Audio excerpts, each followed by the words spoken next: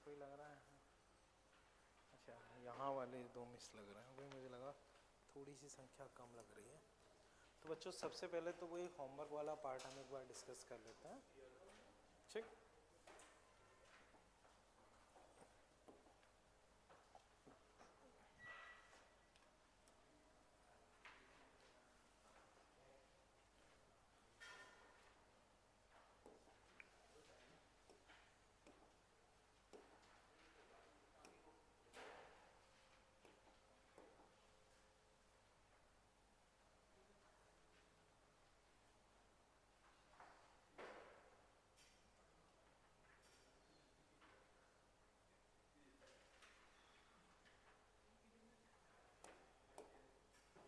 ठीक है बच्चों, तो बच्चों देखते हैं।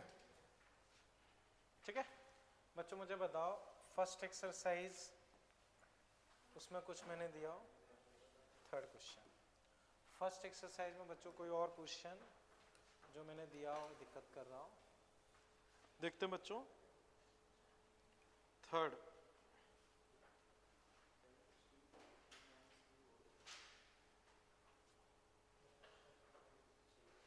फर्स्ट एक्सरसाइज थर्ड देखो, Q इज डिवाइडेड, समझना बच्चों, इसको मैं एक एग्जांपल के थ्रू डिस्कस कर रहा हूँ। तो नंदिनी नाम है ना तुम्हारा? हाँ ठीक है। देखो जैसे मान लो एक चार्ज ये रहा, एक चार्ज ये रहा, ठीक है ना? या इस चार्ज को भी छोड़ो, जैसे मान लो ये एक नंबर 10 है, इसे 2 पार्ट्स में तोड़ना, तो हम कई तरीके से तोड़ सकते हैं। 2 8 3 7 4 6 5 5। अब इनके प्रोडक्ट्स देखो, इसमें कितना आया 16, इसमें 21, इसमें 24, इसमें 25। तो बच्चों बताओ सबसे ज़्यादा प्रोडक्ट किस केस में? इक्वल पार्ट में। तो सिंपली ये चीज़ समझ सकती हो कि अगर हमें फोर्स मैक्सिमम चाहिए तो K Q1 Q2 by r square, तो प्रोडक्ट मैक्सिमम होना चाहिए। अब प्रोडक्ट मैक्सिमम होना चाहिए तो बेटर ये होगा कि हम उस चार्ज को 2 बराबर हिस्सों में तोड़ दें। 2 बराबर हिस्सों में तोड़ेंगे, जैसे यहाँ देखो 5 5 के केस में प्रोडक्ट मैक्सिमम है, तो अगर हम 2 बराबर हिस्सों में तोड़ देंगे तो प्रोडक्ट मैक्सिमम होगा, फोर्स मैक्सिमम होगा। अब वही चीज हम यहाँ लगाते हैं, तो कैपिटल Q बाई Q होना चाहिए 2:1, क्योंकि अगर हम बराबर हिस्सों में तोड़ रहे होंगे तो ये Q, इसको Q बाई 2 और Q बाई 2 में तोड़ दें तो काम हो जाएगा। इन दोनों का रेशियो निकालोगे तो क्या आएगा 2, तो आंसर तुम्हारे पास हो जाएगा 2:1। ठीक है ना बच्चों? फर्स्ट एक्सरसाइज में अभी कोई दिक्कत? चले आगे। ओके, अब बच्चों सेकंड एक्सरसाइज, इसमें बच्चों कहीं कोई दिक्कत? जो 20, ठीक है 9 9 9 ना, ठीक है। और बोलो बच्चों। ठीक है बच्चों, देखते हैं।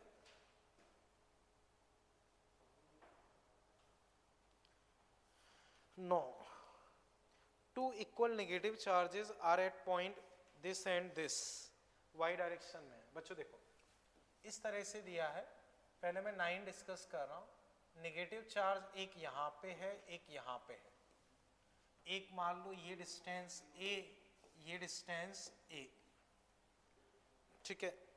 ए positive charge Q release from rest at 2a0, तो पॉजिटिव चार्ज को यहां से छोड़ा है 2a से, ठीक है। अब इस चार्ज का क्या होगा? तो देखो ये इधर फोर्स लगाएगा, ये इधर फोर्स लगाएगा, तो नेट फोर्स इधर, वो इधर आएगा। यहाँ स्पीड आने की वजह से और आगे निकल जाएगा, लेकिन ये यहाँ फोर्स लगाएगा तो नेट इधर स्पीड कम होकर रुकेगा, फिर इधर जाएगा, ऐसे ऐसे ऐसे ऐसे ऑसिलेट करेगा। अब ऑप्शन देखते हैं, एग्जीक्यूट सिंपल हार्मोनिक मोशन। तो एसएचएम नहीं बोलेंगे क्योंकि लार्ज डिस्टेंस है, तो वो आप अप्रोक्सीमेशन नहीं लगा पाओगे। स्मॉल डिस्टेंस में अप्रोक्सीमेशन करके आप एसएचएम कर सकते हो, बट वो नहीं होगा। Move to origin and remain at rest गलत है, मूव टू इन्फिनिटी गलत है। एग्जीक्यूट ऑसिलेटरी, अब इस मोशन को हम बोलते हैं ऑसिलेटरी मोशन। एसएचएम कब माना जाता है? जब वो -x के प्रोपोर्शनल प्रूफ हो जाए। तो यहाँ क्या होगा, हम अप्रोक्सीमेशन नहीं लगा पाएंगे क्योंकि ये डिस्टेंस लार्ज है। जैसे कल जो मैंने एक क्वेश्चन डिस्कस किया था उसमें मैंने अप्रोक्सीमेट करके x के प्रोपोर्शनल प्रूफ कर दिया था, यहाँ वो काम नहीं कर पाएंगे। तो उस वजह से इसके मोशन को हम SHM नहीं बोलेंगे, केवल ऑसिलेटरी बोलेंगे। ठीक है बच्चों, ठीक है। अब आते हैं बच्चों 20 पे।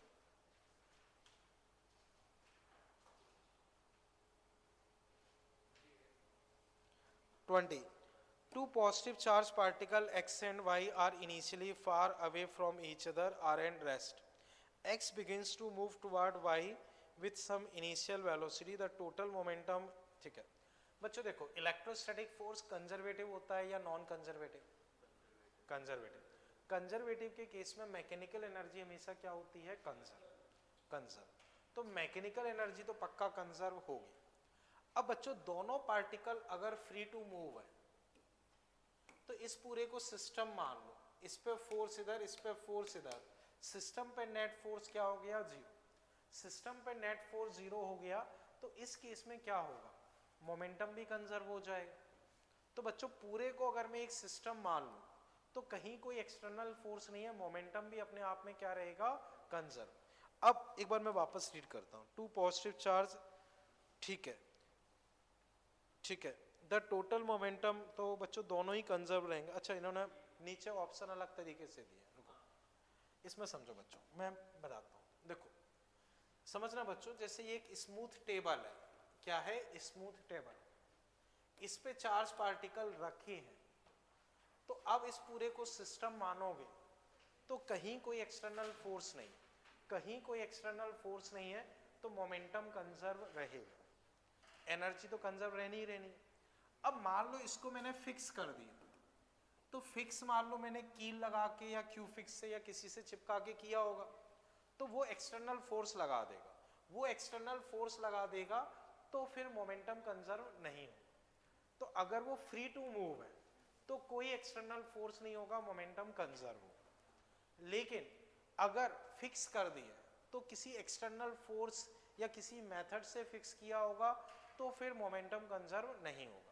अब ऑप्शन देखते हैं। If y fix both p, तो फिक्स होने पे मोमेंटम कंजर्व नहीं होगा, गलत है। y fix e conserve but not p, सही है। Both are free, p is conserve but not e, वो गलत है। बोथ फ्री, तो दोनों कंजर्व होने चाहिए, तो डी वाला भी गलत है। तो अपने पास एक ही आंसर बैठ पाएगा, समझ गए ना? तो कुल मिला के बच्चों कंक्लूजन ये है, इस तरह के क्वेश्चन में एनर्जी हमेशा कंजर्व रहेगी। ये बच्चों हम आगे मॉडर्न फिजिक्स में भी देखते हैं, जब क्लोजेस्ट डिस्टेंस पढ़ते हैं तो एनर्जी हमेशा कंजर्व रहेगी। मोमेंटम अगर फिक्स होगा तो नहीं होगा, फ्री होगा तो होगा। ये क्लियर है? ठीक है बच्चों, बाई चांस अगर 3A 3B से कुछ दिया था क्या? नहीं दिया। 4A, उससे कोई दिक्कत बच्चों?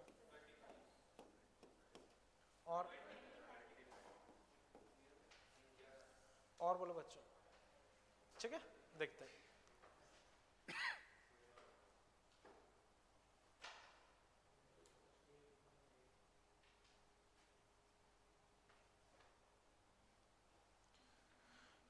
बच्चों ये थिन मेटालिक वायर, ये सब ठीक है, ठीक है ठीक है, ओके। टेंशन बच्चों पता करना है, ठीक है बच्चों। देखो बच्चों ये वायर हो गया, इसके सेंटर पे कोई मान लो Q0 चार्ज है और इस पे मान लो Q चार्ज है। इस पे कितना चार्ज है? Q। तो बच्चों इस पे ऐसे फोर्स लगेगा, हर तरफ ऐसे रिपल्सिव फोर्स लगेगा, क्योंकि बच्चों चार्ज पूरे पे डिस्ट्रीब्यूटेड है तो हर तरफ ऐसे फोर्स लगेगा। फोर्स लगने की वजह से ये ऐसे खिंच जाएगी, खिंच जाएगी तो इसके अंदर इंटरनल टेंशन डेवलप हो जाएगी। समझ पाए ना बच्चों? हर तरफ इस पे मान लो प्लस या माइनस कोई सा भी हो, वो फर्क नहीं पड़ेगा। जैसे मान लो अगर एक प्लस एक माइनस है तो कंप्रेसिव टेंशन आ जाएगी, दोनों सेम टाइप के हैं तो इलोंगेटेड आ जाएगी। तो बच्चों इस पे ऐसे फोर्स लगेगा, हर तरफ ऐसे फोर्स लगेगा, तो उस फोर्स की वजह से ये ऐसे खिंच जाएगी, खिंच जाएगी तो इसके अंदर एक इंटरनल टेंशन डेवलप हो जाएगी, और शायद से वही हमसे पूछा। अब बच्चों इस तरह का पैटर्न बहुत जगह यूज होता है और सबका एक फिक्स अप्रोच होता है। जैसे सर्कुलर में किसी रिंग को ऐसे घुमा दिया, उस पर ऐसे टेंशन पूछ लिया, सरफेस टेंशन में भी मान लो, फिर मान लो मैग्नेटिक में, मतलब सब जगह ये पैटर्न अवेलेबल होता है, पैटर्न एक ही जैसा होता है। अब वो समझते हैं। देखो इस तरह के हर क्वेश्चन में बच्चों में एक छोटा सा एलिमेंट ऐसे कंसीडर करेंगे, एक छोटा सा एलिमेंट मान लो मैंने कंसीडर किया, तो बच्चों अलग से ड्रॉ कर देता हूँ, इसमें बहुत कचरा सा हो गया। तो बच्चों देखो मैंने एक बहुत छोटा सा एलिमेंट ऐसे कंसीडर किया, मान लो ये थीटा, ये थीटा, तो बच्चों थीटा ही स्मॉल मान लेंगे, बाकी डी थीटा भी मान सकते हो, कोई फर्क नहीं पड़ेगा। ये टी, ठीक है ना। अब ये थीटा है, तो बच्चों ये थीटा, ये थीटा, तो इधर T cos theta, T cos theta, इधर बच्चों 2t साइन थीटा।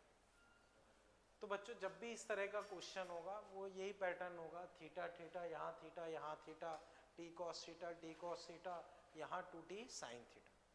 अब इस 2t साइन थीटा को कौन बैलेंस करेगा? उधर का फोर्स। ये मान लो अगर सर्कुलर वाला क्वेश्चन होता तो हम centrifugal force DM omega square r के बराबर कर देते, ये मैग्नेटिक में आएगा तो मैग्नेटिक फोर्स के बराबर कर देंगे, सरफेस टेंशन आएगा तो उसके बराबर कर देंगे। लेकिन इतनी प्रोसेस लगभग सब में बराबर रहती है, ये प्रोसेस सब में बराबर होती है, T cos theta, T cos theta, ये सब में बराबर रहती है। अब इसको बैलेंस करेगा इलेक्ट्रोस्टैटिक फोर्स, तो के क्यू नॉट, या चार्जेस अगर लिखना चाहें तो बाद में रख देंगे, क्यू अपॉन आर स्क्वायर। अब बच्चों एंगल बहुत कम हो तो साइन थीटा इज थीटा, तो बच्चों इसको मैं लिख रहा हूं कि Q not Q upon 2r square, ठीक है ना। हाँ, साइन थीटा को थीटा रखोगे तो ये थीटा इधर आ। अब बच्चों वैल्यूज रखते हैं, तो वैल्यूज बच्चों अब रखते हैं। देखो कैलकुलेशन थोड़ी सी ज़्यादा है पर देखते हैं आंसर बच्चों, ठीक है। 9 × 10 की पावर 9, क्यू नॉट मैंने सेंटर वाले चार्ज को माना, तो सेंटर वाला चार्ज है while another positive charge 30 pico coulomb, तो 30 × 10 की पावर -12। अब Q वो इस रिंग पे चार्ज है, तो रिंग पे चार्ज से मतलब नहीं है मुझे, तो ये वाला चार्ज चाहिए, ठीक है ना।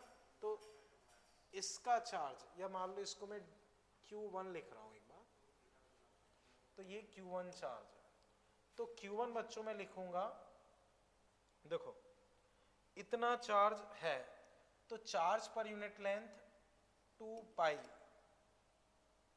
कूलम ही है शायद, सी है ना, upon 2 pi r into r और एंगल 2 थीटा। बच्चों समझो 2 पाई आर लेंथ पे चार्ज है 2 पाई, तो एक पे होगा 2 पाई अपॉन 2 पाई आर। अब ये लेंथ कितनी है? r इंटू 2 थीटा, तो r इंटू 2 थीटा पे चार्ज होगा ये, तो 2 पाई कट गए, r कट गए, थीटा इससे कट गए, थीटा यहाँ वाले से कट जाएगा, बचा 2r स्क्वायर, तो 2 भी इससे कट गया। इस साइड कुछ बच रहा है क्या? नहीं, कुछ नहीं बचा, थीटा भी बच गया, कट गया, ठीक है ना बच्चों, कुछ बचा नहीं ना इस साइड, ठीक है।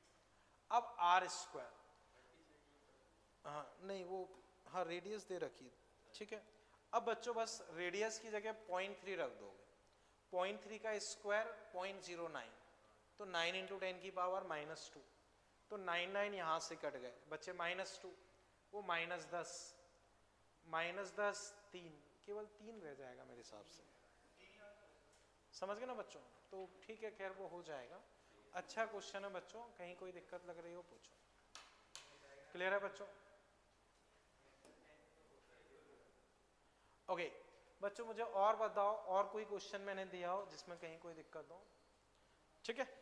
अब बच्चों जैसे मैंने कहा था इसमें पेज नंबर डाल लेना, तो खैर कोई नहीं, डाल लेना वो, हाँ मैं ये कहना चाह रहा हूँ, इसमें वेक्टर से पहले तक का हम कर चुके हैं। तो बच्चों चाहो तो जैसा मैंने पहले बताया, जैसे बच्चों यहाँ तक से पहले का हम कर चुके हैं, Coulomb's law in vector form. तो इसके अंदर जो सॉल्व एग्जाम्पल टाइप में जो मैंने करवाए हैं वो चाहो तो आप कर सकते हो। काफ़ी कुछ तो जो हम क्लास में कर रहे हैं वही हैं, कुछ एक हो सकते हैं एक्स्ट्रा हैं, तो वो चाहो तो कर सकते हो। कोई दिक्कत हो तो बच्चों वो हम डिस्कस कर लेंगे। तो बच्चों वो किए हों, उनमें अगर कोई दिक्कत लग रही हो तो वो पूछो। वो तो मैं अभी करवाऊँगा, वो ये वाला क्वेश्चन है वो मैं अभी करवाऊँगा, ठीक है ना। ये क्वेश्चन है वो अभी मैं डिस्कस करूँगा, ठीक है। बोलो कौन सा वाला?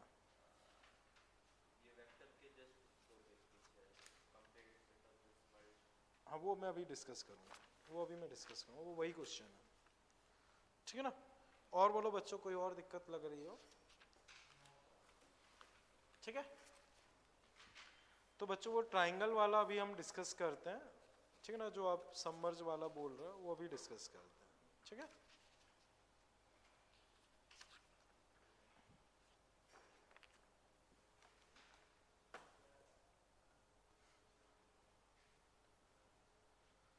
तो बच्चों घर जाके इसमें से किसी ने कुछ पढ़ा जो मैंने बताया था, मतलब थ्योरी पार्ट समझ में आ पा रही है? वो समझने में दिक्कत तो नहीं आ रही? राइटिंग वाइटिंग वैसे सब अच्छी है, उतनी कोई दिक्कत नहीं है। तो जो मैंने क्लास में बताया है लगभग वही चीज़ें और वही सीक्वेंस है, बस वो उसी पर्पज से दिया है कि लिखने वाला टाइम बच जाए।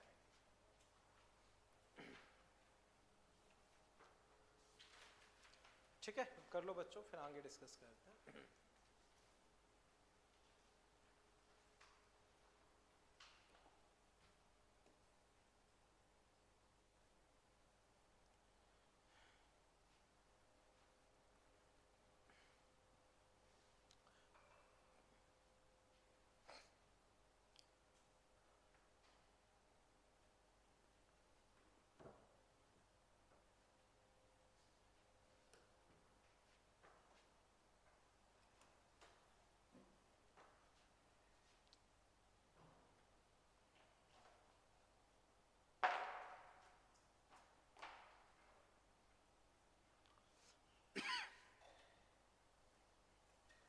ठीक है बच्चों, अब बच्चों समझो, यहाँ तक क्लियर है? ओके, नंदिनी क्लियर है अभी ये क्वेश्चन? ठीक। अब बच्चों समझो ये क्वेश्चन, बच्चों ये वही नोट्स का ही क्वेश्चन है, बस मैं डिस्कस कर रहा हूँ, आप लोग बस देख के आंसर बताओ। जैसे बच्चों ये सिचुएशन है M1 Q1 M2 Q2। अब बच्चों बताओ, अगर मैं पूछता हूँ इस पार्टिकल पे mg का फोर्स कहाँ लगेगा? डाउनवर्ड। ये कहाँ लगेगा? M1g। इस पे कहाँ लगेगा? M2g। अब बच्चों लेट से दोनों पॉजिटिव चार्ज है, तो बच्चों जब भी मेंशन ना हो आपको मान के चलना है, जैसे मैंने Q लिखा है तो वो पॉजिटिव है, नेगेटिव होगा तो मैं मेंशन कर दूंगा, ठीक है। अब बच्चों मान लो ये पॉजिटिव चार्ज है, तो इनमें अट्रैक्शन या रिपल्सन, तो इस पे फोर्स लगेगा इधर, इस पे फोर्स लगेगा इधर। अब बच्चों बताओ इन दोनों में से किस पे फोर्स ज्यादा लगेगा? सेम ही लगेगा। क्लियर है बच्चों? अब बच्चों ये θ2 ये θ1, तो बच्चों देखना हमने एनएलएम में डिस्कस किया था वैसे बच्चों समझना। अब जैसे अगर मैं बोलता हूं कि M1 और M2 बराबर है, तो ये दोनों फोर्स बराबर हुए, ये दोनों ऑलरेडी बराबर है, तो एंगल में क्या रिलेशन आएगा? सेम आ जाए। अगर मास बराबर हुए तो ये एंगल बराबर होगा। अब मान लो बच्चों जैसे चार्ज इसमें Q है, इसमें 2Q है, मास M है और इसमें भी M है, तो बताओ एंगल बराबर होंगे या नहीं? क्लियर है बच्चों? क्योंकि नीचे mg वही लगना, Q 2Q से फर्क नहीं पड़ेगा, दोनों पे फोर्स बराबर ही रहेगा, तो सिमेट्रिसिटी की वजह से एंगल बराबर। मान लो बच्चों ये 3Q है, मासेस सेम है, एंगल बराबर होंगे क्या? होंगे। तो बच्चों अगर मास बराबर है तो पक्का एंगल बराबर होगा।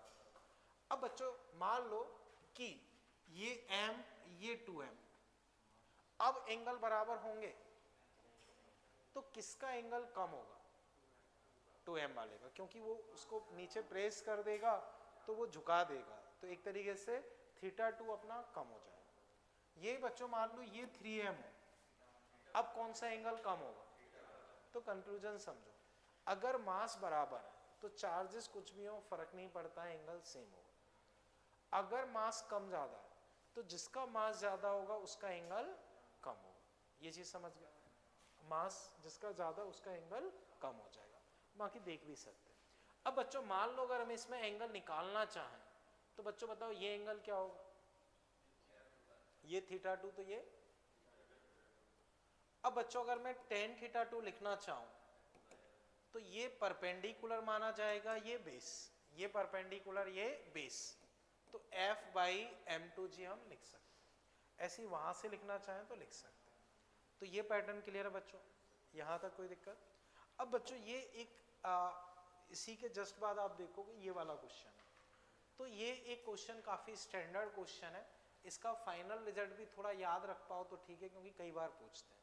तो वो अब बच्चों मैं डिस्कस कर रहा हूँ, वो समझो।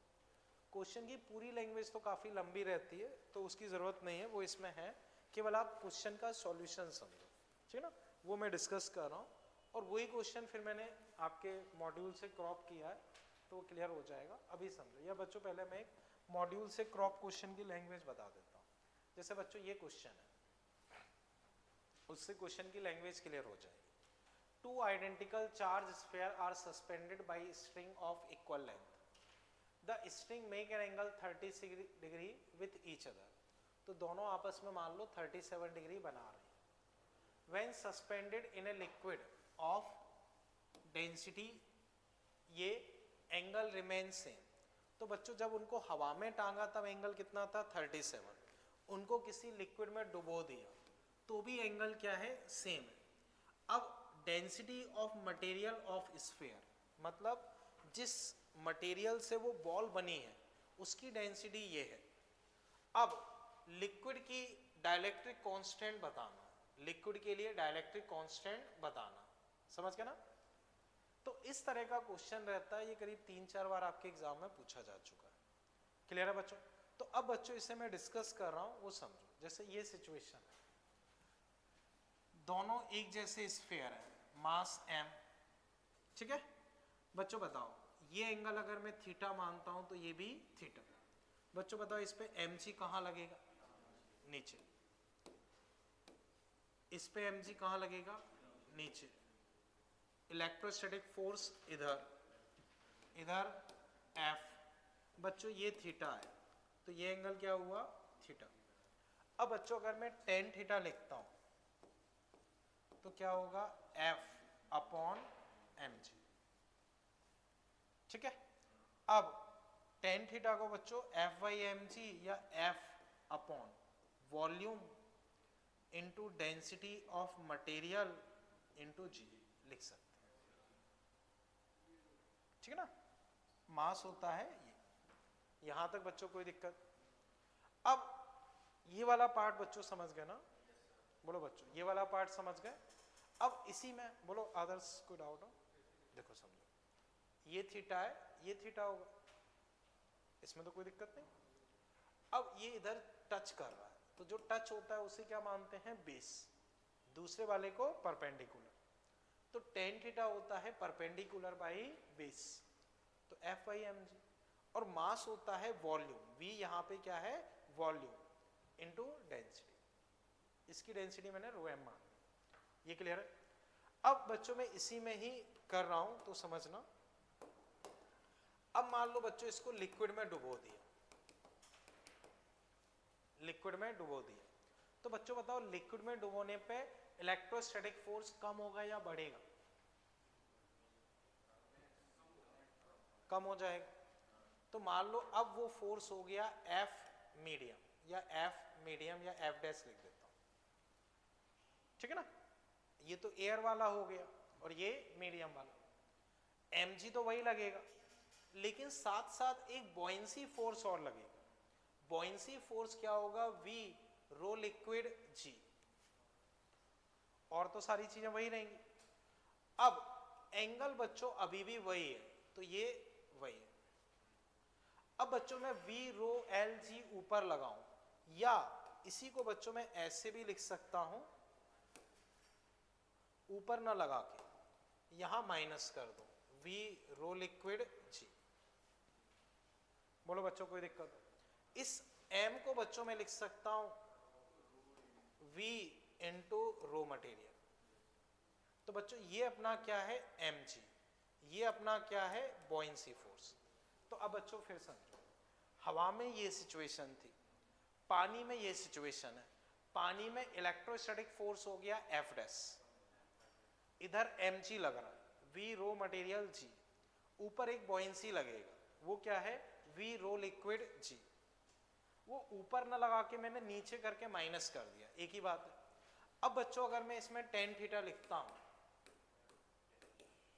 तो F डैश अपॉन ये, तो F dash upon we ji common ले लिया, raw material minus rho liquid. ये क्लियर है?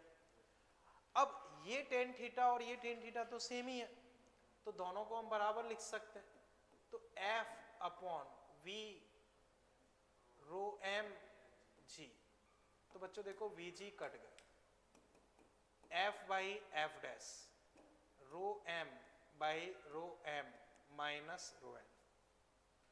अब हवा में फोर्स अपॉन मीडियम में फोर्स, हवा में फोर्स अपॉन मीडियम में फोर्स, इसको क्या बोलते हैं? Dielectric constant. तो इसी चीज को बच्चों हम बोल देंगे dielectric constant rho m upon rho m minus rho M.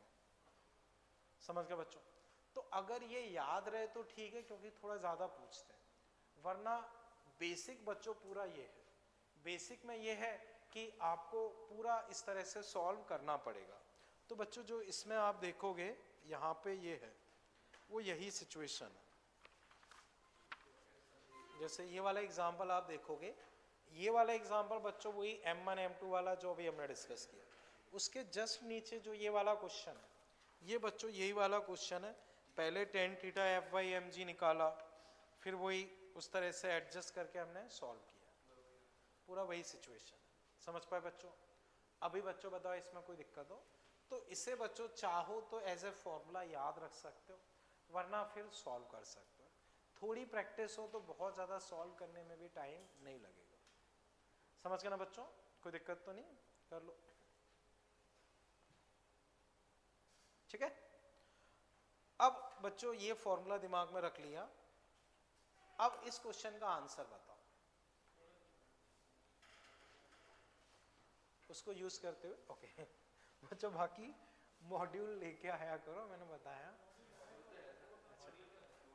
अच्छा अच्छा ठीक है, चलो 186 क्वेश्चन 80। नहीं खैर अभी तो मैं जूम कर देता हूँ, कई बार क्या है वो फोटो ही ब्लर्ड आते हैं तो दिक्कत हो सकती है। नहीं जहाँ तक जूम से अगर काम चल रहा है तो मैं जूम कर दूंगा, कोई नहीं, पर कई बार फोटो ही ब्लर्ड आ जाते हैं, और दूसरा आप थोड़ा उस पर टिक कर पाओगे, बस ये फायदा है। बच्चों अब सीधा फॉर्मूला लगाना है, बताओ क्या आ जाएगा। बच्चों देखो अभी अभी हमने देखा ई आर क्या निकला था, rho m upon rho m minus rho l. तो मटेरियल की डेंसिटी है 1.4, 1.4.7, तो 1.4.72। समझ गए ना बच्चों? कोई दिक्कत तो नहीं इस क्वेश्चन में? अभी बस 2 आ जाए। तो बच्चों अगर फॉर्मूला याद हो तो आप बहुत आसानी से ऐसे कर सकते हो, और इस पैटर्न का क्वेश्चन कम से कम 3 से 4 बार तो मैं देख चुका हूँ। पूरी लैंग्वेज यही लिखी रहती है और फिर बस लास्ट में ये पूछते हैं, तो वो अगर डेटा पता हो तो बहुत आसानी से किया जा सकता है, मतलब फॉर्मूला पता हो, वरना पूरा लंबा सॉल्व करते रहो वो कहीं ना कहीं दिक्कत करता है। ठीक है बच्चों, ये पैटर्न समझ गए? ठीक है। अब बच्चों इसमें हम फिर आगे चलते हैं, ठीक है ना बच्चों? इसे मैं हटा रहा हूँ, ये बच्चों आज हमने कर ही लिया। अब बच्चों force in vector form, force in vector form, उससे बच्चों अगर हम देखें तो बच्चों जैसे समझना, ये x y z, मान लो बच्चों एक चार्ज पार्टिकल ये रहा, एक चार्ज पार्टिकल ये रहा, एक बार मान लिया दोनों प्लस है, दोनों प्लस है, तो बच्चों इस पे फोर्स कहाँ लगेगा, इधर, इस पे फोर्स इधर। तो बच्चों देखना, ये अपना मान लो r1 वेक्टर, ये मान लो r2 वेक्टर, और ये मान लो बच्चों r, ठीक है। अब बच्चों फोर्स का अगर मैं मैग्नीट्यूड लिखता हूं, फोर्स का मैग्नीट्यूड, तो बच्चों बताओ फोर्स का मैग्नीट्यूड क्या होगा, k q1 q2 by r square. Clear है, मैग्नीट्यूड बच्चों ये हो गया। अब बच्चों याद क्या रखना है वो समझो, याद क्या रखना है वो समझो। मैग्नीट्यूड तो तुम यहां से लिख लोगे, अब तुम्हें डायरेक्शन और लिखनी, तो डायरेक्शन इस पे इधर है, इस पे इधर, तो सिंपली आप ये दिमाग में रखो कि आर कैप, आर कैप का मतलब बच्चों होता है आर वेक्टर अपॉन आर, या फाइनली बच्चों आप इस तरह से याद रख सकते हो कि Q1 Q2 upon r cube into r vector, r cube into r vector, ये चीज क्लियर है। अब आर वेक्टर बच्चों सबसे इंपॉर्टेंट है, आर वेक्टर कैसे निकालोगे उस चीज को ध्यान से समझो। उसके लिए बच्चों एक लाइन अच्छे से रट लो, जो मैंने उसमें भी लिखवाई है, और उसको ऐसे लिखवाया है, जिस पॉइंट पे या जिस चार्ज पर फोर्स निकालना है, जैसे पोजीशन वेक्टर ऑफ जिस चार्ज पर फोर्स निकालना है माइनस अदर पोजीशन वेक्टर। जैसे बच्चों समझो, अगर मुझे Q2 पे फोर्स निकालना है, Q2 पे, तो Q2 पे फोर्स निकालना है, तो जिस पे फोर्स निकालना है माइनस अदर, तो इस पे फोर्स निकालना है तो R2 माइनस R1। क्लियर। और अगर मैं इस पे फोर्स निकालूंगा तो मैं क्या लिखूंगा, R1 माइनस R2। ये चीज समझो बच्चों। उसके अलावा बच्चों एक चीज हो, जब भी हम वेक्टर फॉर्म यूज करते हैं तो इनको विथ साइन लिखना, अपनी तरफ से कोई दिमाग नहीं लगाना। जैसे मान लो एक प्लस एक माइनस है तो प्लस माइनस ही रखो, दोनों माइनस है तो दोनों माइनस रख दो, दोनों प्लस है तो दोनों प्लस रख दो। कुल मिला के फिर अपना दिमाग बिल्कुल नहीं चलाना, पूरी तरह से फॉर्मूले पे डिपेंडेंट रहना। k q1 q2 by r cube r vector, r vector कैसे लिखोगे, जिस पॉइंट चार्ज पे फोर्स निकालना है माइनस अदर, और चीजें विथ साइन लिखो। समझ गए बच्चों। तो इसमें भी बच्चों मैंने वैसे ही लिखवाया है, अगर आप देखोगे r vector position vector of जिस पर फोर्स निकालना है minus other position vector. Q1 Q2 बच्चों कैसे लिखोगे, विथ साइन। Q1 Q2 कैसे लिखोगे, विथ साइन। अब प्रिंसिपल ऑफ सुपरपोजिशन, ये हमसे क्या कहता है कि अगर हमें नेट फोर्स लिखना है तो वो क्या हो जाएगा, सबका वेक्टर सम। अब बच्चों इस पे एक एग्जांपल हम डिस्कस कर लेते हैं, वो बच्चों फिर आप ट्राई करो। जैसे मान लो बच्चों एक चार्ज पार्टिकल मैंने दे दिया A 3 कूलम 0 -1 3 पे, दूसरा चार्ज पार्टिकल 2 कूलम 2 -3 1 पे, तीसरा चार्ज पार्टिकल मान लो बच्चों C -3 कूलम 1 2 1 पे। ठीक है बच्चों, पूरा सॉल्व करने की जरूरत नहीं है, बस वेक्टर फॉर्म में लिख लेना। आपको क्या करना है, find net force on B, तो जस्ट वेक्टर फॉर्म में एक्सप्रेशन लिख लो, उतना मैं चेक करा। इस B पॉइंट पे नेट फोर्स लगा लिखना है। तो बच्चों बताओ B के अलावा और कितने चार्ज हैं, दो, वो उस पर फोर्स लगाएंगे, तो उनका फोर्स उन पे लिख के लिखना है। ठीक है, मुस्कान ठीक हो, ओके, कुछ पानी वानी पीना हो, मेडिसिन वगैरह लेना हो तो ले सकते हो।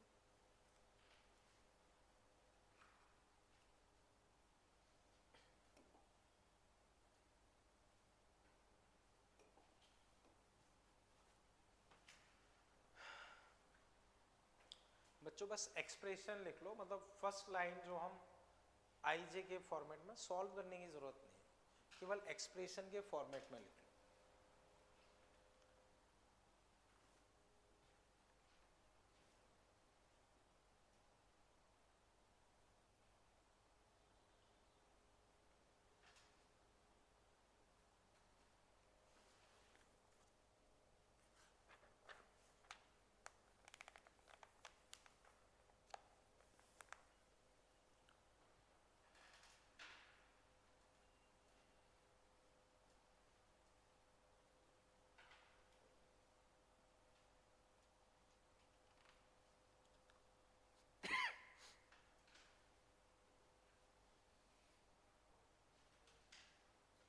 कर लिया बच्चों? बच्चों मैं चेक कराता हूं, देखो मैं फोर्स लिख रहा हूं तो K तो सेम ही रहेगा, उसको K लिख रहा हूं। Q1 मान लो बच्चों B पे निकाल रहा हूं तो 2 कूलम, मान लो A की वजह से भी लिख रहा हूं तो 3 कूलम। अब R वेक्टर बच्चों सबसे इंपॉर्टेंट होता है R वेक्टर, तो उसके लिए एक नॉर्मल लाइन जिस पर फोर्स निकालना है माइनस अदर, तो इससे इसको सेपरेट करते हैं, तो 2i minus 2j minus 2k, और इसी के मैग्नीट्यूड का क्यूब है, तो 2 स्क्वायर 2 स्क्वायर 2 स्क्वायर का क्यूब, ये आया बच्चों। अब प्लस k 2, इसमें -3 ही लिखोगे। अब R वेक्टर तो जिस पे निकालना है माइनस अदर, तो 2 से 1 गया i, -3 से 2 गया -5j, और ये 0 के। अब इसी के मैग्नीट्यूड का क्यूब, तो 1 स्क्वायर 5 स्क्वायर के अंडर रूट का क्यूब। अब जो आना होगा वो आता रहेगा, उससे फर्क नहीं पड़ेगा। कंसेप्ट बच्चों समझ पाए? क्लियर है बच्चों? कोई दिक्कत? अब बच्चों कंक्लूजन समझो। फॉर्मूला क्लियर है ना? K Q1 Q2 R vector upon R cube. R vector क्या है? जिस पॉइंट पे फोर्स निकालना है माइनस अदर, और चार्जेस विद साइन, ठीक है। अब बच्चों इसमें क्वेश्चंस और कैसे बनते हैं बस मैं समझा रहा हूं, पूरा सॉल्व नहीं करवा रहा हूं। जैसे बच्चों कई बार आपसे बोल देते हैं कि ये क्यूब है, इसके कॉर्नर्स पे चार्ज रखे हुए हैं, अब इस चार्ज पे नेट फोर्स बताओ सब जगह। तो बच्चों सबसे पहले सबके कोऑर्डिनेट लिखो, कोऑर्डिनेट लिखो। अब इस पे निकालना है तो जो अभी हमने किया वो 7 बार करना पड़ेगा, उसमें कुछ सिमेट्रिसिटी मिल जाएगी, वो बात अलग है, बट इस तरह से रहता है। समझ गए ना बच्चों? ठीक है, यहां तक बच्चों कोई दिक्कत? ठीक है। अब बच्चों जो हम नेक्स्ट टॉपिक पढ़ने वाले हैं वो है इलेक्ट्रिक फील्ड। वो क्या है? Electric field. तो बच्चों इलेक्ट्रिक फील्ड क्या होता है? अगर मैं कोई चार्ज पार्टिकल रखता हूं, कोई चार्ज पार्टिकल रखता हूं, उसके पास में कोई और चार्ज पार्टिकल रखता हूं, तो वो उसको अट्रैक्ट करता है या रिपेल करता है। या बच्चों ऐसे समझो, ये पेन है, इसको अगर मैं छोड़ूंगा तो कहां जाएगा? क्यों जाता है? Gravitational force. तो ग्रेविटेशनल फोर्स इस पे कौन लगा रहा है? अर्थ। तो अर्थ इसको रस्सी से पकड़ के खींच रही है। कैसे खींच रही है? तो एक्चुअल में ये होता है, हम ये मान के चलते हैं कि अर्थ अपने आसपास एक ग्रेविटेशनल फील्ड क्रिएट करती है, उस फील्ड में कोई भी आएगा वो उस फील्ड के थ्रू उसको खींच लेती है। जैसे अगर हम कहीं आग लगाते हैं तो आसपास गर्मी प्रोड्यूस हो जाती है, अब उसमें कोई बंदा आएगा तो उसको गर्मी लगेगी। समझ गए बच्चों? कोई दिक्कत? अब कंक्लूजन समझो। तो ऐसे ही कोई चार्ज पार्टिकल रखा हुआ है, वो अपने आसपास क्या करता है? एक फील्ड क्रिएट करता है। उस फील्ड में कोई और चार्ज पार्टिकल आ जाएगा तो वो उसको अपनी तरफ फोर्स लगाएगा। तो चार्ज के आसपास के रीजन को हम क्या बोल देते हैं? Electric field region. चार्ज के आसपास के रीजन में जहां कोई और चार्ज पार्टिकल फोर्स एक्सपीरियंस करे, इलेक्ट्रिक फोर्स एक्सपीरियंस करे, उसे हम क्या बोलते हैं? Electric field region. इतना क्लियर है?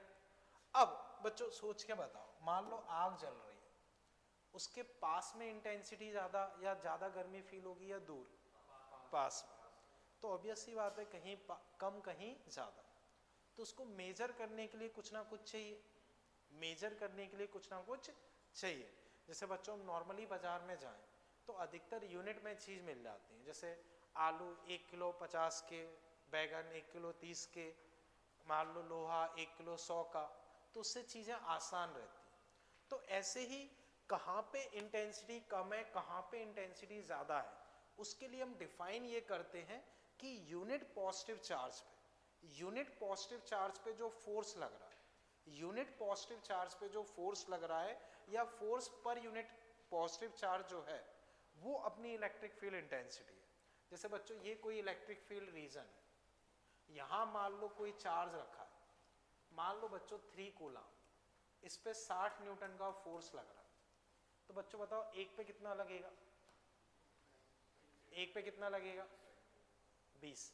एक पे जो फोर्स लगेगा उससे हम क्या बोलेंगे, इलेक्ट्रिक फील्ड इंटेंसिटी। क्लियर है? ऐसे बच्चों समझो 0.2 कूलम पे 5 न्यूटन फोर्स लग रहा है, तो एक पे कितना लगेगा 25, तो इलेक्ट्रिक फील्ड इंटेंसिटी कितनी मानी जाएगी 25। तो एक पे जो फोर्स लगेगा उसे हम क्या बोलते हैं, इलेक्ट्रिक फील्ड इंटेंसिटी। तो बच्चों मान लो यहाँ Q नॉट चार्ज है, इस पे फोर्स लग रहा है F, तो यहाँ पे हम इलेक्ट्रिक फील्ड इंटेंसिटी क्या लिखेंगे, F/Q। समझ गए बच्चों? अब बच्चों जब भी हम वेक्टर फॉर्म यूज करेंगे तो सारी चीजें बच्चों साइन के साथ रखेंगे। वेक्टर फॉर्म में बच्चों हम सारी चीजें कैसे रखेंगे, साइन के साथ।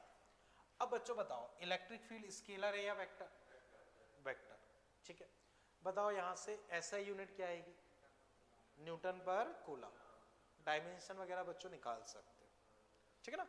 अब ध्यान से समझो बच्चों, न्यूटन पर कूलम, आगे बच्चों देखोगे तब पता चलेगा, इसकी एक और यूनिट हो जाती है वोल्ट पर मीटर। जैसे E = dV/dx हम पढ़ते हैं, या E = voltage difference upon distance, तो वोल्ट पर मीटर भी एक यूनिट रहती है जो बाद में आ जाएगी। इतना क्लियर है, ठीक है। अब बच्चों कंक्लूजन समझो, जब भी प्योर वेक्टर फॉर्म में क्वेश्चन होगा, जब भी प्योर वेक्टर फॉर्म में क्वेश्चन होगा, तुम इसे यूज करो। समझ गए बच्चों?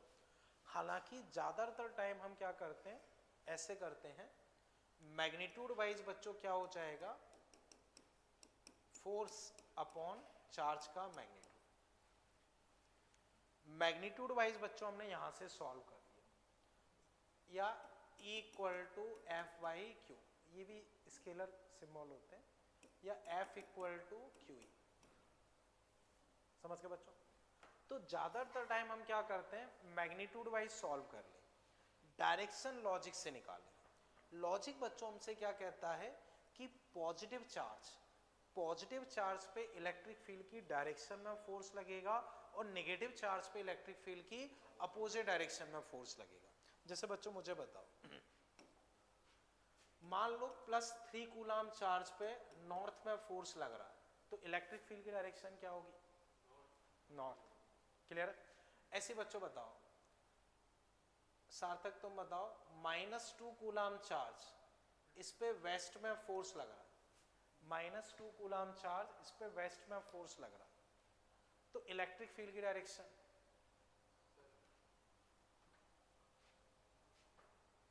सोचो। सिद्धार्थ तुम बताओ, ईस्ट। अरुण तुम, सही। देखो पॉजिटिव चार्ज पे इलेक्ट्रिक फील्ड की डायरेक्शन में फोर्स लगेगा, और नेगेटिव चार्ज पे इलेक्ट्रिक फील्ड की अपोजिट डायरेक्शन में। तो मैंने बोला इस पे वेस्ट में फोर्स लग रहा है, तो इलेक्ट्रिक फील्ड की डायरेक्शन कहाँ मानोगे, ईस्ट में, ठीक ना। ओके, अब बच्चों इसका रिवर्स भी ट्रू है, रिवर्स भी ट्रू है बच्चों। जैसे मान लो इलेक्ट्रिक फील्ड इस तरफ है, प्लस चार्ज रखा है, कहाँ फोर्स लगेगा, इसी तरफ, माइनस चार्ज पे, ठीक है। समझो वापस, इलेक्ट्रिक फील्ड बच्चों इधर है, प्लस चार्ज रखा है, कहाँ फोर्स लगेगा, नीचे, माइनस चार्ज पे ऊपर। तो कंक्लूजन समझो, F = QE, F = QE, या E = F/Q। अधिकतर टाइम हम ये यूज करेंगे। डायरेक्शन के लिए लॉजिक यूज करेंगे। लॉजिक बच्चों क्या है, पॉजिटिव चार्ज पे इलेक्ट्रिक फील्ड की डायरेक्शन में फोर्स, और नेगेटिव चार्ज पे इलेक्ट्रिक फील्ड की अपोजिट डायरेक्शन में फोर्स। क्लियर है बच्चों? अब बच्चों एग्जांपल फिर इसमें अटेम्प्ट करो। जैसे मान लो बच्चों,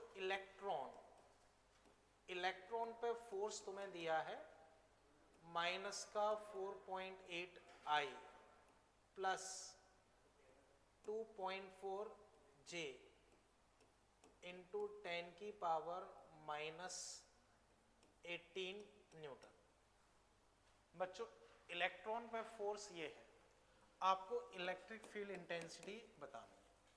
किसी पॉइंट पे ये फोर्स है तो इलेक्ट्रिक फील्ड इंटेंसिटी बतानी है। बच्चों लिख लो, आंसर भी बोलो मत, जब मैं पूछूं तब बताना। इलेक्ट्रॉन पे फोर्स बच्चों ये है किसी पॉइंट पे, तो तुम्हें इलेक्ट्रिक फील्ड इंटेंसिटी बतानी।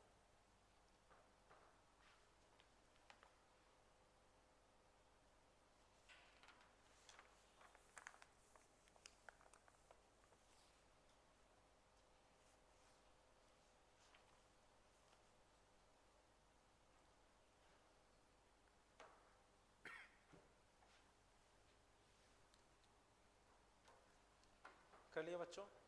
ओके बच्चों देखना, अगर मैं लिखूंगा तो माइनस 4.8, बस इसको 4 से डिवाइड कर दो, 1.6 10 की पावर माइनस 90। हाँ सही बोल रहे हो बच्चों, याद रहे इसमें ये माइनस ध्यान रखना, उसी पर्पज से क्वेश्चन दिया है।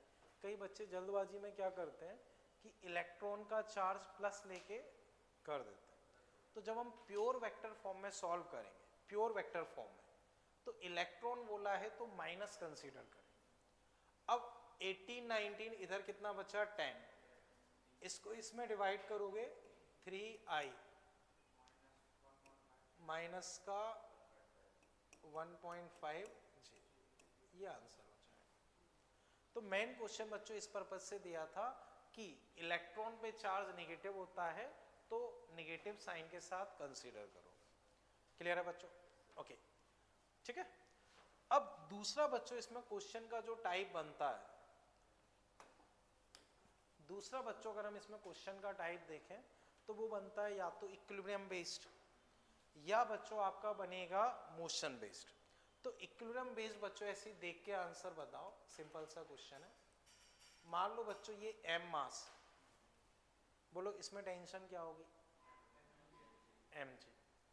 अब मान लो बच्चों मैंने यहां q चार्ज दे दिया, इस पे भी q चार्ज दे दिया, ये लेंथ l, ठीक है ना, या मान लो ऊपर अभी q चार्ज नहीं दिया, ठीक है बच्चों, नीचे इलेक्ट्रिक फील्ड लगा दी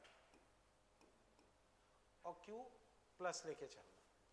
अब बच्चों बताओ टेंशन बढ़ेगी या कम होगी? बढ़ेगी। कितनी हो जाएगी अब? mg प्लस qe, क्योंकि इस पे एक इलेक्ट्रिक फोर्स और लगेगा। कहाँ लगेगा? नीचे। तो एक mg और एक qe, तो नई टेंशन क्या हो जाएगी? mg plus qe। अब बच्चों बताओ मान लो ये नेगेटिव चार्ज है, हाँ mg प्लस qe, समझ पाए ना? देखो मैं लिखता हूँ T equal to mg plus qe। हाँ अब बोलो सत्यम जो डाउट हो। वो फर्क नहीं पड़ता, जैसे मान लो हमने इसे चार्ज दिया, तो चार्ज का मतलब मान लो अगर मैंने पॉजिटिव चार्ज दिया है तो उसमें से कुछ इलेक्ट्रॉन निकाल लिए, तो वो उतना मैटर नहीं करता। समझ गए ना? ओके बच्चों मुझे फिर बताओ, अब इलेक्ट्रिक फील्ड मैंने लगा दी, अब टेंशन क्या होगी? ऊपर। अब आपसे बोल दिया कि मान लो टेंशन जीरो हो गई, टेंशन जीरो हो गई, तो इलेक्ट्रिक फील्ड क्या होनी चाहिए? mg equal to qe। आपसे पूछ लिया, कुछ भी इसमें पूछ सकते हैं कि इलेक्ट्रिक फील्ड बताओ या चार्ज बताओ, वो कर सकते हैं। ऐसी बच्चों क्वेश्चन ये बनता है कि m मास है, हवा में लटका है, तो mg नीचे लगेगा, इलेक्ट्रिक फील्ड कहाँ लगेगा? ऊपर। चार्ज बताओ, चार्ज कितना आ गया? mg by e। फिर आपसे पूछ लिया कितने इसमें इलेक्ट्रॉन या प्रोटॉन, कितने इलेक्ट्रॉन कम या ज्यादा, तो q को क्या लिख दोगे? ne निकल आएगा। इतना समझ पाए बच्चों? यहां तक कोई दिक्कत? ठीक है। अब बच्चों वापस समझते हैं, ये वाला पैटर्न समझ गया ना? ठीक है बच्चों याद करो, ग्रेविटी में हम लोगों ने डिस्कस किया है, थोड़ा सा उसे रिवाइज कर। यू स्पीड से फेंका, ऊपर जाएगा नीचे आएगा। बच्चों अगर याद हो तो बताओ टाइम कितना लगेगा? 2u बाई जी। कितनी हाइट तक जाएगा? You square by 2g। ठीक है बच्चों, यहां तक कोई दिक्कत? ठीक, ये याद है बच्चों। अब इसी तरह के क्वेश्चन को बच्चों इलेक्ट्रोस्टैटिक के साथ मिक्स करके बनाया जाता है। आपको क्या कर दिया, इस पे मान लो प्लस क्यू चार्ज दे दिया, इलेक्ट्रिक फील्ड बच्चों नीचे दे दी, इसका मास m दे दिया। तो बच्चों ये बताओ, अब इलेक्ट्रिक फील्ड की वजह से इस पे फोर्स कितना लगेगा? QE। इलेक्ट्रिक फोर्स बच्चों क्या लगेगा? QE। तो उसकी वजह से एक्सीलरेशन कितना आएगा? QE by m। किधर आएगा? डाउनवर्ड। तो बच्चों बताओ, पहले नीचे फोर्स क्या लग रहा था? mg। अब साथ ही साथ क्या फोर्स लगेगा? ये वाला, उसकी वजह से एक्सीलरेशन ये आएगा। तो अब बच्चों जब भी इस तरह का क्वेश्चन हो तो डायरेक्ट करने का तरीका ये होता है कि g की जगह g डैश कर दो, g डैश या g फैक्टर। अब सोचो, mg नीचे QE नीचे, तो फोर्स बढ़ गया। फोर्स बढ़ गया तो एक तरीके से इफेक्टिव ग्रेविटी बढ़ गया। इफेक्टिव ग्रेविटी बढ़ गया तो g डैश को तुम लिख सकते हो g प्लस ए और यहाँ g प्लस ए, और ए की जगह बच्चों क्या रखोगे? QE by m। ए की जगह क्या रख दोगे? QE by m। समझ पाए बच्चों? तो अब अगर मैं टाइम पूछता हूं तो 2u अपॉन g प्लस ए और ए की जगह QE बाई m। हाइट पूछता हूं ये, कोई दिक्कत? अब बच्चों वापस से रिवाइज करते हैं। मान लो u स्पीड से थीटा एंगल पे फेंका, ये आपके एग्जाम में अभी 1-2 साल पहले ही पूछा गया था एडवांस में, इसी पैटर्न का क्वेश्चन था। ये ऐसे गया, ठीक है बच्चों? बताओ टाइम का फॉर्मूला क्या होता है? 2u sine theta by g. Height का formula sine square theta upon 2g। Range का formula sine 2 theta upon g. ये क्लियर है बच्चों? अब ये तो रहता ही, इसको m मास है प्लस q चार्ज है और इलेक्ट्रिक फील्ड बच्चों ऐसे नीचे लगा दे। इलेक्ट्रिक फील्ड बच्चों ऐसे नीचे लगा दे, तो बच्चों बताओ इलेक्ट्रिक फोर्स कहाँ लगेगा? नीचे। कितना लगेगा? QE। यही तो उसकी वजह से एक्सीलरेशन QE बाई m। समझ गए? अब mg भी नीचे है, QE भी नीचे है, तो इफेक्टिव ग्रेविटी बढ़ जाएगा। तो यहां भी बच्चों वही g डैश, और g डैश बच्चों क्या लिखोगे? वही g प्लस से। a को बच्चों क्या लिख दोगे? वही QE बाई m। बोलो बच्चों, यहां तक कोई दिक्कत? क्लियर है बच्चों? ठीक है। अब बच्चों वापस समझो, यही मान लो बच्चों निगेटिव चार्ज होता तो फोर्स कहाँ लगता? नीचे mg, ऊपर QE। एक बार मैं मान के चल रहा हूं कि mg ज्यादा है, mg ज्यादा है, तो अब g डैश क्या लिखते? g माइनस से, और a को क्या लिखोगे? यही QE बाई m। ऐसे बच्चों मान लो ये नेगेटिव चार्ज, अब g माइनस से, और a को क्या लिखोगे? वही QE बाई m। ये चीज क्लियर है बच्चों? ठीक है, समझ गए ना बच्चों? ठीक। अब बच्चों थोड़ा बहुत आपको SHM का आइडिया होगा, नहीं होगा तो बस कुछ मान लो, उतनी दिक्कत नहीं है, क्योंकि इसमें उसके भी क्वेश्चंस रहते हैं। तो बच्चों बताओ, अगर किसी को याद हो, सिंपल पेंडुलम के केस में, सिंपल पेंडुलम के केस में टाइम पीरियड के फॉर्मूला क्या होता है? T equal to 2 pi under L by g. L by g. अब उसी को बच्चों बस इतना सा मान लो, T equal to 2 pi under L upon g effective, L upon g effective. Clear है बच्चों? ठीक है। अब बच्चों ये रहा सिंपल पेंडुलम, ठीक है? मास m, लेंथ l, ऐसे ऑसिलेट कर रहा है। बच्चों बताओ time period 2 pi under root L by g. ये तो नॉर्मल होता है। अब बच्चों मैंने क्या किया, इस पे एक प्लस क्यू चार्ज दे दिया, इलेक्ट्रिक फील्ड बच्चों नीचे लगा दी, तो बच्चों बताओ इस पे फोर्स क्या लगेगा? QE, फोर्स QE लगेगा। उसकी वजह से एक्स्ट्रा एक्सेलरेशन क्या आएगा? तो extra acceleration QE by m। समझ पाए सार्थक? कोई दिक्कत तो नहीं? ठीक है। अब एक्स्ट्रा एक्सेलरेशन बच्चों यहां आ गया। अब बच्चों समझो mg कहां लग रहा है, नीचे, ये वाला फोर्स भी नीचे लग रहा है, तो ओवरऑल फोर्स क्या हुआ, बढ़ गया। तो यहां भी अब क्या करोगे, g की जगह g डैश, और g डैश को इस केस में क्या कर दोगे, g प्लस a, और a की जगह वही qe बाई m। समझ गए बच्चों? ये बच्चों मान लो नेगेटिव चार्ज हो तो g माइनस से, a की जगह qe बाई m, ये चीज क्लियर है। अब बच्चों थोड़ा सा सोच के आंसर देना, जी इफेक्टिव भी एक तरीके से बताना। मान लो अब इलेक्ट्रिक फील्ड मैंने यहां कर दिया, अब जी इफेक्टिव सोचो क्या होना चाहिए? नहीं,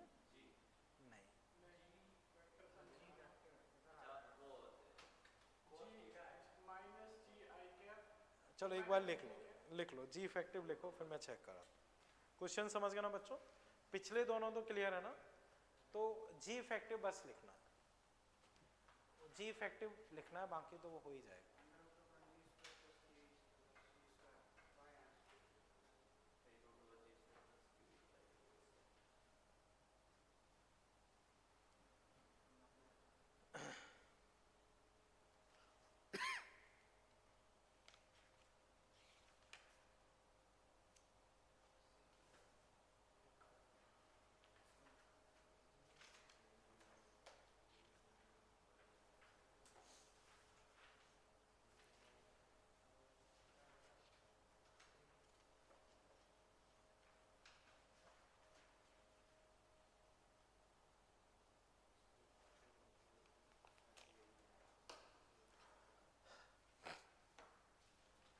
ठीक है बच्चों, मैं डिस्कस करता हूँ, सिंपल सा है। देखो mg ये रहा, qe ये रहा, तो mg इधर, qe इधर, तो इन दोनों का नेट हो जाएगा mg का स्क्वायर प्लस qe का स्क्वायर।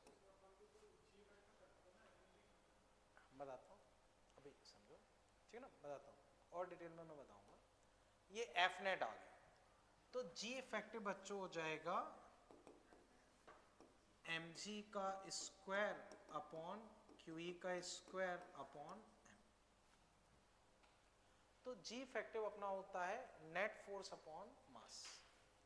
नेट फोर्स में लेकिन हम रेडियल फोर्स इंक्लूड नहीं करते, जैसे इसमें टेंशन भी लग रहा है। अब आप कहोगे सर आपने टेंशन क्यों नहीं लिया, तो वो जब हम एसएचएम पढ़ेंगे तब सोच लेंगे। अभी बस ये मान लो कि हम नेट फोर्स में रेडियल फोर्स इंक्लूड नहीं करते। रेडियल फोर्स का मतलब जो हमेशा इस तरफ लगे। अभी बच्चों समझ पाए? तो अब बच्चों आप क्या लिखोगे, जी डैश की जगह, या फिर बच्चों अगर मैं लिखना चाहूं तो under root of G square plus A square, और ए क्या लिख दोगे, वही क्यू बाई एम, या ये लिख सकते हो, ये भी वही चीज है। समझ पाए बच्चों? अभी कोई दिक्कत? ठीक है। अब इसी में बच्चों फिर समझो, ये पेंडुलम, ये क्यू चार्ज, ठीक है। मान लो बच्चों इलेक्ट्रिक फील्ड ऐसे थीटा एंगल पे लगा दी, तो फिर इसके दो कंपोनेंट हो गए, E sine theta, E cos theta. तो अब बच्चों थोड़ा सा कैलकुलेटिव हो जाएगा, पैटर्न वही रहेगा। देखो इधर mg, इधर qe साइन थीटा, इधर qe कॉस थीटा, इन दोनों का स्क्वायर अंडर रूट, मतलब दिस प्लस दिस का square under root divide by m निकल आएगा। समझ गए बच्चों? अब बच्चों एक क्वेश्चन उस नोट्स में ऐड नहीं है, वो बस इसमें ऐड कर लो, वो भी एक अच्छा क्वेश्चन रहता है। वो शायद मैं उस समय बताना भूल गया हूँ। ये प्लस क्यू चार्ज, ये प्लस क्यू चार्ज, मास m, लेंथ l, और ये ऐसे ऑसिलेट कर, ये ऐसे ऑसिलेट कर रहा है, ठीक है ना। अब इसको बच्चों ड्रॉ कर लो, या उसी में कहीं लिख सकते हो चाहो। नोट्स में बच्चों इलेक्ट्रिक फील्ड देखोगे तो उसके जस्ट बाद आप देखोगे आपको इसी तरह के क्वेश्चंस मिलेंगे, ठीक है ना। इसी तरह के क्वेश्चंस हैं, तो वहीं कहीं थोड़ा सा स्पेस देख के आप ड्रॉ कर सकते हो। ये वाला पैटर्न मैं शायद उस समय भूल गया हूँगा। तो बच्चों ये ऐसे ऑसिलेट कर रहा है, यहाँ प्लस क्यू, यहाँ प्लस क्यू, और कोई अलग से इलेक्ट्रिक फील्ड नहीं है। अब बच्चों एक बार टाइम पीरियड लिखने का ट्राई करो, फिर मैं बताता हूँ।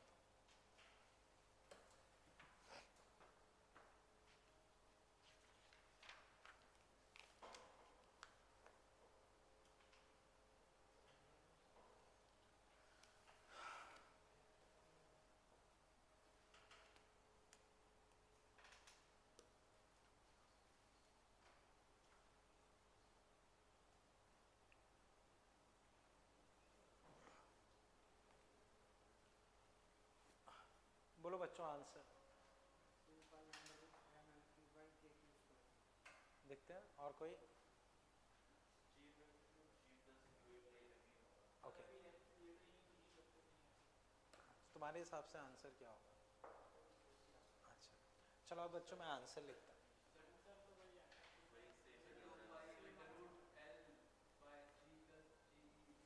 चलो देखते हैं। हाँ सत्यम, तुम कुछ कह रहे थे? क्यों ऐसा लग रहा है तुम्हें? क्या कट जाएंगे? चलो मैं डिस्कस करता हूँ बच्चों, बहुत ज़्यादा डिटेलिंग अभी नहीं बता रहा हूँ। मैंने बस एक वर्ड बोला था कि जो रेडियल फोर्स होंगे वो हम इंक्लूड नहीं करते। तो बच्चों इसमें टेंशन हमेशा ऐसे लगेगी, तो टेंशन हमेशा रेडियस के अलॉन्ग है, तो उसको हम इंक्लूड नहीं करते। ऐसे ही बच्चों जो इलेक्ट्रोस्टैटिक फोर्स होगा वो हमेशा रेडियल फोर्स होगा, तो वो अफेक्ट नहीं करेगा। अफेक्ट नहीं करेगा तो हमारा आंसर यही रहेगा। तो हम इसमें रेडियल फोर्स को इंक्लूड नहीं करते।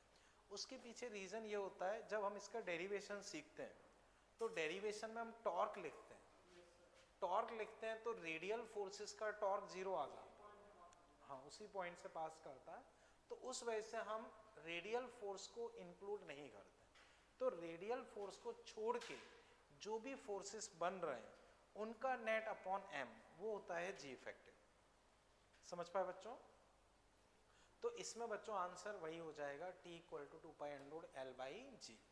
बस अभी इतना सा मान सकते हो, बाकी जब SHM आएगा तब और देख लेंगे। ठीक है ना? क्लियर है बच्चों भैया? ठीक है। अब बच्चों इसके बाद अगर हम देखें तो SHM में एक और हम चीज पढ़ते हैं, स्प्रिंग ब्लॉक सिस्टम। उसके टाइम पीरियड का अगर फॉर्मूला याद हो तो बताओ। 2π√M/K। M/K बच्चों 2 और पाई तो पता ही है। M क्या है? जो ब्लॉक ऑसिलेट कर रहा है उसका मास। K क्या है? Spring constant. अब बच्चों जैसे इसमें क्वेश्चन ये रहते हैं, जैसे ये है K, बच्चों बताओ टाइम पीरियड क्या होगा? ये। अब मान लो तुमने इधर इलेक्ट्रिक फील्ड लगा दी, टाइम पीरियड पे क्या फर्क पड़ेगा? कुछ नहीं, ना मास पे फर्क पड़ रहा है ना, मान लो चलो चार्ज भी दे दिया, अब बताओ सेम रहेगा। भले ही क्यू ही फोर्स लगेगा उससे फर्क नहीं पड़ेगा, यहाँ टाइम पीरियड वही रहेगा, के पे फर्क पड़ेगा। अब के चेंज नहीं हो रहा है तो फर्क नहीं पड़ेगा। अब मान लो बच्चों ये ब्लॉक ऐसे ऑसिलेट कर रहा है, क्यू चार्ज, इलेक्ट्रिक फील्ड इधर लगा दिया, बताओ टाइम पीरियड पे क्या फर्क पड़ेगा? कुछ नहीं। समझ गए बच्चों? तो बच्चों कंक्लूजन समझो, इस तरह की सिचुएशन में, स्प्रिंग वाली सिचुएशन में इलेक्ट्रिक फील्ड वगैरह लगाओगे तो टाइम पीरियड पे कोई फर्क पड़ने वाला नहीं, वो वही रहेगा। अब इसमें लगा दो कोई फर्क नहीं पड़ेगा। फर्क क्या पड़ेगा वो समझो। बच्चों बताओ इसमें पहले इक्विलिब्रियम पोजीशन कहाँ थी? इसको भूल जाओ, नेचुरल लेंथ। अब ये क्यूई फोर्स लगाएगा तो इक्विलिब्रियम हम उसे बोलते हैं जहां नेट फोर्स 0, जहां नेट फोर्स 0, तो QE equal to KX, X equal to QE/K। तो इक्विलिब्रियम पोजीशन थोड़ा सा शिफ्ट होके इधर हो जाएगी, बाकी टाइम पीरियड वही रहेगा। इसमें बच्चों बताओ इसको भूल जाओ, इक्विलिब्रियम कहाँ पे होगी? mg इक्वल टू KX पे। अब mg के साथ साथ QE लगेगा इक्वल टू KX, तो इक्विलिब्रियम पोजीशन शिफ्ट हो जाएगी। तो बच्चों आपके एग्जाम में यही क्वेश्चन पूछा गया था, ये हॉरिजॉन्टल पे था, ऑसिलेट कर रहा था, आपसे बोला कि इलेक्ट्रिक फील्ड लगा दी, तो ऑप्शन 2-4 थे कि टाइम पीरियड पे क्या फर्क पड़ेगा, आंसर होगा कुछ नहीं। दूसरा था इक्विलिब्रियम पोजीशन शिफ्ट होगी या नहीं होगी, तो आंसर होगा शिफ्ट होगी। तो ये क्वेश्चन एग्जाम में पूछा हुआ है या इस तरह के पूछे जाते हैं, समझ पाए ना बच्चों। तो इस सिचुएशन में आपका इक्विलिब्रियम पोजीशन शिफ्ट हो जाती है बट टाइम पीरियड पर फर्क नहीं पड़ता। ये चीज क्लियर है, इसे बच्चों हटा देता हूं, ठीक है। अब बच्चों याद करो सर्कुलर मोशन, ये रहा, मान लो बच्चों रस्सी से बांध के सर्कुलर मोशन करवा रहे हैं, ये रस्सी है, क्या है, रस्सी, एल लेंथ है, मास एम। बच्चों याद करो यहाँ मिनिमम कितनी स्पीड दें कि ये सर्कल कंप्लीट कर रहे हैं, 5GL, कोई दिक्कत, √5GL से थोड़ा ज्यादा, लेकिन वही मान के चलते हैं, ठीक है। अब बच्चों इसको Q चार्ज दे दिए, इधर इलेक्ट्रिक फील्ड लगा दी। अब आपसे पूछा कि भाई कितनी स्पीड दें कि भाई वो सर्कल कंप्लीट कर ले, तो वही G की जगह G डैश, और G डैश बच्चों वही G प्लस A बच्चों वही QE/M, समझ गए बच्चों, कोई दिक्कत, ठीक है। यही अगर नेगेटिव चार्ज हो तो G माइनस है, समझ गए ना बच्चों, कोई दिक्कत, ठीक है। अब बच्चों वापस समझो, अब इसके अलावा बच्चों बेसिक काइनेमेटिक्स के क्वेश्चंस रहते हैं, जैसे मान के चलो बच्चों ये स्मूथ सरफेस है, मास m, इसको v0 स्पीड दी, बताओ स्पीड कम होगी या बढ़ेगी, स्मूथ सरफेस है, v0 स्पीड दी, क्या रहेगी, कांस्टेंट, ठीक है। अब मान लो मैंने इसको प्लस Q चार्ज दिया, इधर इलेक्ट्रिक फील्ड लगा दी, अब बताओ स्पीड कम होगी या बढ़ेगी, बोलो, हाँ कम होगी, फोर्स उधर लगेगा, कम होगी। तो अब आपसे पूछेंगे find time when velocity is 0 या find time when particle come to rest, तो वही v equal to u plus AT, तो 0 equal to v0 plus acceleration बच्चों QE/m माइनस का इंटू t, टाइम निकाल लो। आपसे पूछा कितना डिस्प्लेसमेंट होगा बिफोर कमिंग टू रेस्ट, तो v² equal to u² plus minus का QE/m इंटू डिस्प्लेसमेंट, डिस्प्लेसमेंट निकल आएगा, समझ गए बच्चों। तो उस तरह से कुछ और चीजें रहती हैं वो आप कर सकते हो। बोलो बच्चों यहाँ तक कोई कंफ्यूजन, समझ गए ना, ठीक है। इससे बच्चों फिर मैं हटा देता हूँ, ठीक।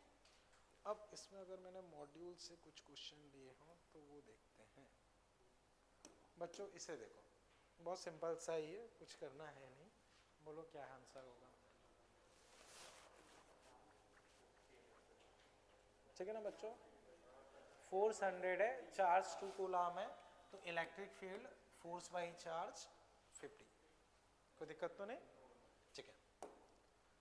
अब बच्चों फिर देखो, ये रहा, इसको जूम कर देता हूँ, a particle of 1 microcoulomb charge mass 1 gram moving with velocity this is subjected to a uniform magnetic field. बच्चों वोल्ट पर मीटर इसी वजह से मैंने बताया था कि कई बार 2-3 यूनिट हो जाते हैं, ठीक है ना, 10 सेकेंड। अब फाइनल स्पीड कैन नॉट भी बताना, कौन सी नहीं हो सकती, सोचो एक बार फिर देखते हैं।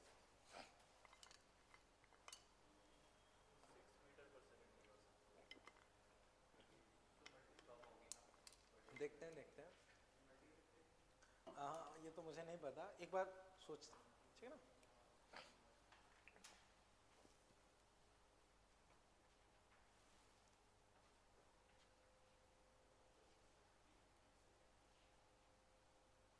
Final speed can not be, कौन सी नहीं हो सकती,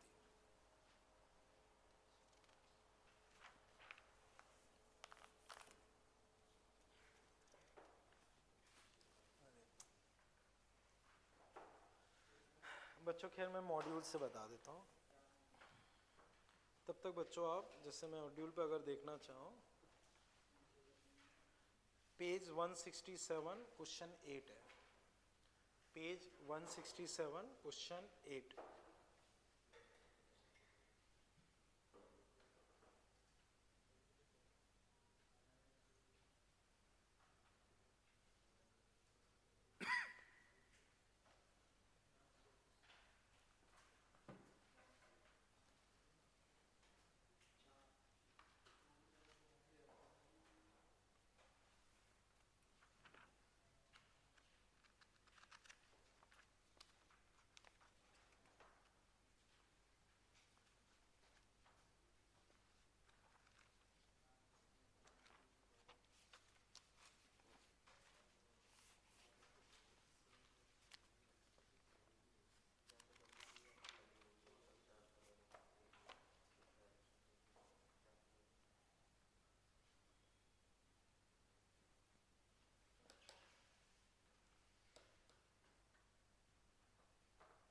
कर लिया बच्चों? ओके बच्चों डिस्कस करते हैं अभी। हाँ गौरव तुम बताओ तुम्हारे हिसाब से आंसर। अप्रोच तुमने क्या लगाई है वो मुझे बताओ।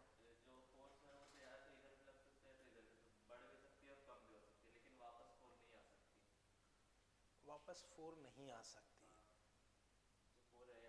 नहीं सोचते हैं, नहीं वापस 4 भी आ सकती है, ऐसी कोई बात नहीं। जैसे मान लो इधर वेलोसिटी है, इधर इलेक्ट्रिक फील्ड लगाई, रुक के वापस इधर आ जाए, आने को तो वो भी आ सकती है।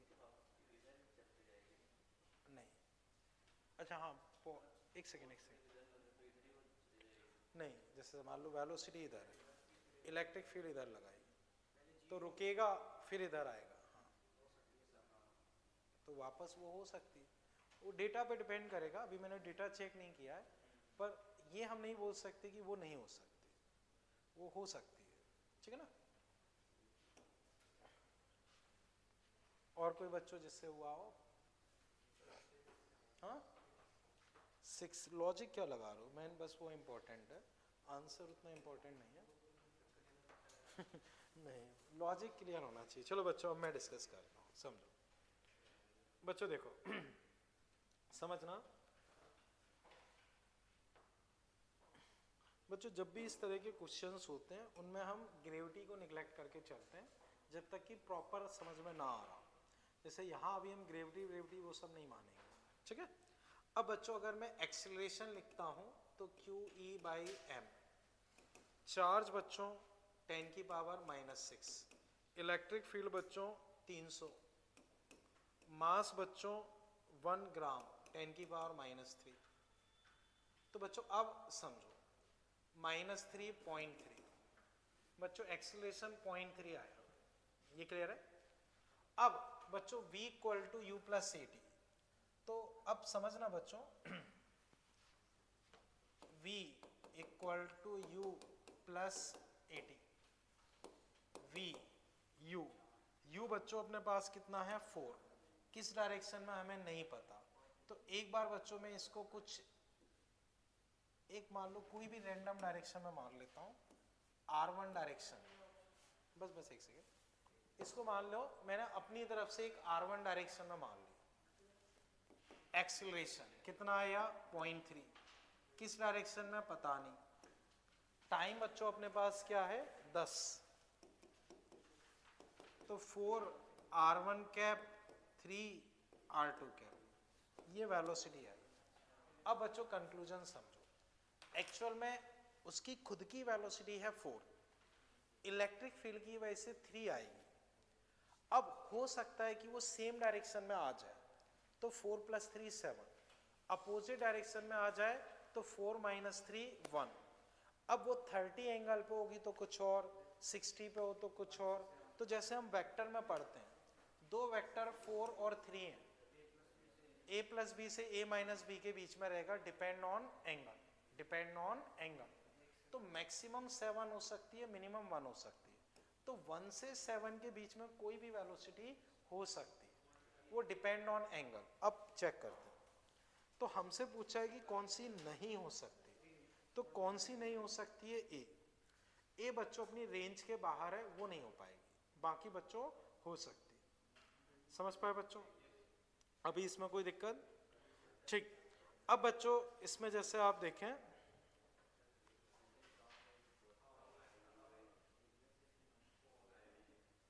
ओके बच्चों इसमें एक देखना, 4th exercise page 184 question 8, 4th exercise page 184 question 8, उसे ट्राई कर लो बच्चों फिर।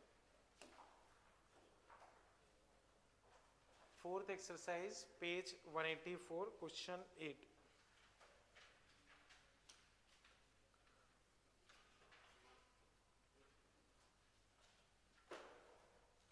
तो बच्चों क्वेश्चन में तुम्हें ये दिया है, चार्ज है 2 × 10⁻⁻2, इलेक्ट्रिक फील्ड बच्चों इधर है कितनी 30, पॉजिटिव एक्स में, ये एक्स डायरेक्शन है, ये वाई, ठीक है। अब बच्चों चार्ज पार्टिकल P2S मूव कर रहा है, P2S मूव कर रहा है, P120 और S है तुम्हारा। अब बच्चों work done by electric field पूछा, बहुत सिंपल सा क्वेश्चन है।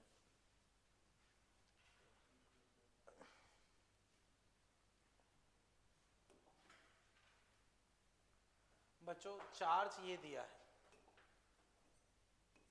इलेक्ट्रिक फील्ड इधर 30 दिया है, पार्टिकल यहां से यहां डिस्प्लेस हो रहा है, वर्क डन बस लिखना है। सार्थक समझ पाए कुछ? कहाँ दिमाग चलता रहता है तुम्हारा? सही प्रोसेस से सॉल्व किया करो, गलत आंसर है उससे दिक्कत नहीं है, पर प्रोसेस हमेशा सही होनी चाहिए। कर लो बच्चों फटाफट, फिर मैं डिस्कस करता हूँ।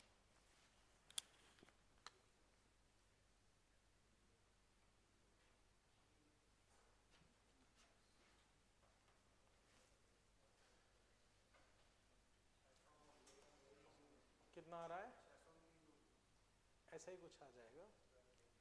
बच्चों देखो बहुत आसान सा है, अगर मैं इस पर फोर्स लिखता हूं तो चार्ज इनटू इलेक्ट्रिक फील्ड, तो बच्चों ये आ गया 60 यानी कि 0.6, सही कर रहा हूं ना, आई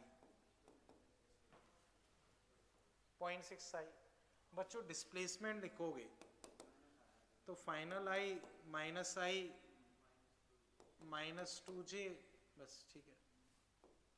अब डॉट प्रोडक्ट लो तो इसको लिख सकते हो 0j, डॉट प्रोडक्ट लोगे तो माइनस का 0.6, बस खत्म आंसर। समझ गए ना बच्चों? चार्ज इनटू इलेक्ट्रिक फील्ड हो गया force, charge into electric field force. अब फोर्स डॉट डिस्प्लेसमेंट अपने पास क्या हो गया? Work done. बोलो सिद्धार्थ कहीं डाउट हो? हाँ फोर्स तो लेना पड़ेगा ना, बोलो जो तुम्हारे दिमाग में और चल रहा हो पूछो।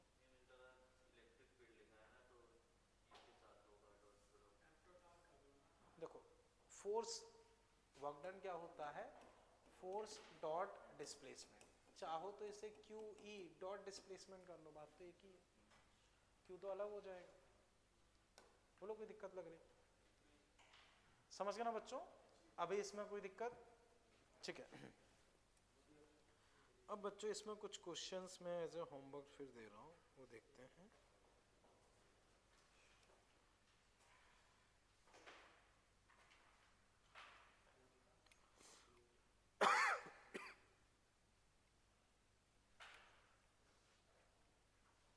तो बच्चों देखना, सेकेंड एक्सरसाइज 11th।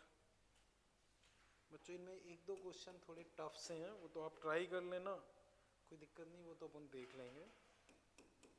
वैसे ये दोनों थोड़े से टफ हैं।